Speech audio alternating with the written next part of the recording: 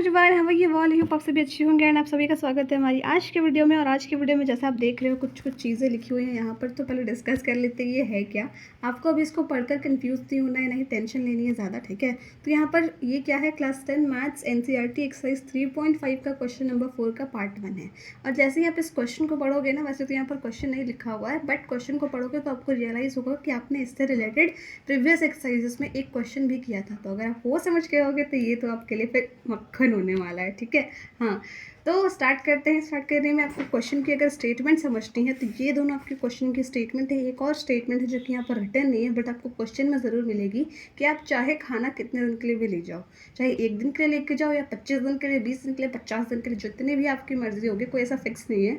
मतलब वो आपको एक चीज़ समझा रहे हैं उस स्टेटमेंट से कि चाहे कितने दिन के लिए भी लेकर जाओ, आपको एक फिक्स्ड अमाउंट ऑफ चार्ज तो लगेगा ही लगेगा, ठीक है। आपको इतने पैसे हर बिल पे देने होंगे और वो तो पैसे देने ही होंगे। उसके साथ अगर आप ये स्टेटमेंट पढ़ोगे तो क्या दिखा हुआ है कि स्टूडेंट है जिन्होंने 20 दिन खाना लेकर गई है, वो तो आपको सिर्फ 20 दिन खाना ले जाने के पैसे नहीं दे रहे होंगे, आपको वो तो देना ही होगा कि मान लीजिए 1 दिन का खाने का पैसा इतना है, तो 20 दिन के हिसाब से 20 इंटू दैट पैसे नहीं, अगर आप कन्फ्यूज़ हो रहे हो कि रुपये होते हैं, मैं बस नॉर्मल लैंग्वेज में समझा रही हूँ कि आपको इतने पैसे देने होंगे 20 दिन के लिए। लेकिन ऐसा नहीं है कि सिर्फ आप 20 इंटू दैट अमाउंट कर दोगे तो 20 दिन के आपके हॉस्टल के खाने के पैसे दे दोगे, आप पूरा बिल पे हो जाएगा, नहीं वैसा नहीं है। 20 दिन के खाने के साथ साथ या जितना दिन का खाना आपने लिया है उसके साथ साथ आपको एक फिक्स्ड अमाउंट ऑफ चार्ज, जो कि हमें पता नहीं है, निकालना है इस क्वेश्चन में, वो भी आपको देना होगा हर बिल में।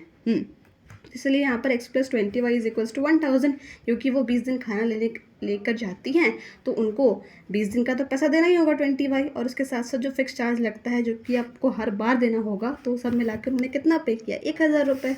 अब सेकंड कंडीशन भी दी जाती है कि आपको कि एक स्टूडेंट बी हैं यानी कोई और स्टूडेंट हैं, उन्होंने 26 दिन खाना खाया हॉस्टल का, है ना, वहाँ से हॉस्टल से खाना लिया 26 दिन। तो ये नहीं सोचना है कि सिर्फ 26 दिन का पैसा दे दिया कि अच्छा 1 दिन का पैसा इतना होता है तो 26 into that amount is equals to आपका टोटल बिल, नहीं।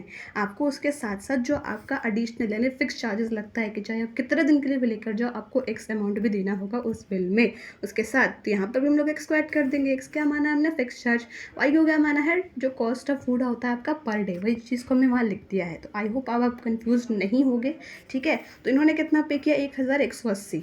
ये आपके दो इक्वेशन बन गए। आप सिंपली आपको यहाँ पर लीनियर इक्वेशंस को सॉल्व करना है। यहाँ पर आपको अगर दिक्कत हो रही है कि कैसे करें, तो आपको यहाँ पर एलिमिनेशन सब्स्टिट्यूशन लगाने की ज़रूरत नहीं है, वैसे तो एक तरीके से वो भी होगा, बट यहाँ पर आपको सिंपली दो इक्वेशन दिख रहे हैं, एक्स दोनों में कॉमन है। तो आप यहाँ पर एक चीज़ कर सकते हो कि आपको खुद का लॉजिक लगाना होगा कि एक्स है, ठीक है, हमें कोई एक सेम टर्म को कैंसिल करना होता है ना। जितने भी हम लोग मेथड यूज़ करते हैं हम लोग क्यों करते हैं, ताकि कोई एक टर्म को सेम करे और उसको कैंसिल आउट करे, ताकि हमें एक वैल्यू मिले, फिर उससे हम लोग दूसरी फाइंड कर ले। तो क्वेश्चन में तो आपके पास एक एक टर्म ऑलरेडी सेम है, एक्स तो सेम ही है। तो अगर आप वो दोनों इक्वेशन को माइनस कर दोगे तो एक्स तो हट जाएगा, बचेगा सिर्फ वाई के बराबर आपकी ये कॉन्स्टेंट वैल्यू, देन वाई की वैल्यू तो आसानी से निकल जाएगी। तो आपको यह भी ध्यान रखना है कि जब भी क्वेश्चन में ऐसे एक्स रहे तो आप उसको सिंपली सब्ट्रैक्ट कर दो, खुद से लॉजिक लगाना होगा, ठीक है। और अगर यहीं पर मान लो x यहाँ पर -x रहता या y, किसी क्वेश्चन में y + y होता या -y होता, तो आपको माइंड यूज़ करना होता है, खुद से लॉजिक बिल्ड करना होता है। हर बार रटी हुई चीज़ें काम नहीं आती हैं, कभी कभी आपको लॉजिक भी बिल्ड करना होता है कि अच्छा ऐसे कंडीशन आएगी तो क्या करेंगे, ठीक है।